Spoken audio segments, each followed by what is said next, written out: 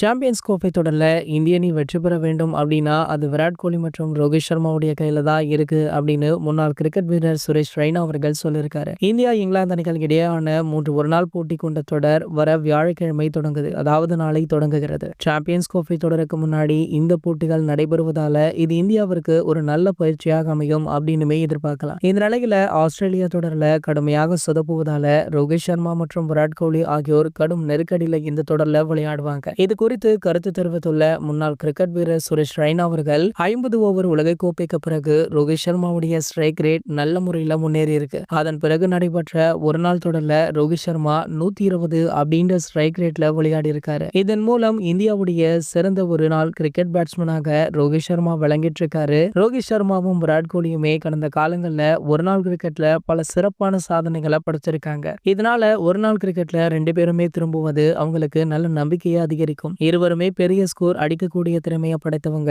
இவங்க இருவருமே சிறப்பாக விளையாடினா மட்டுமே சாம்பியன்ஸ் டிராஃபியை வெல்ல முடியும் அப்படின்ற மாதிரி பேசியிருக்காரு. சோ அது மட்டும் இல்லாம இந்தியாவுடைய 11 அணியை யாராலுமே அடுத்துக் கொள்ள முடியாது அப்படின்னு புகழ்ந்து தள்ளியும் இருக்காரு. சோ இவர் பேசுவதை பார்த்தா கண்டிப்பாக இந்திய அணி சாம்பியன்ஸ் டிராஃபி கோப்பையை வென்று விடுவாங்க போலயே அப்படின்னு ரசிகர்களுமே சமூக வலைதளங்கள்ல அவங்களுடைய கருத்துக்களை பதிவிட்டுட்டும் இருக்காங்க. இது போன்ற கிரிக்கெட் செய்திகளை பத்தி நீங்க உடனே தெரிஞ்சுக்க நம்மளுடைய கிரிக்கெட் நியூஸ் அப்டேட் சேனலை மறக்காம சப்ஸ்கிரைப் பண்ணிக்கோங்க.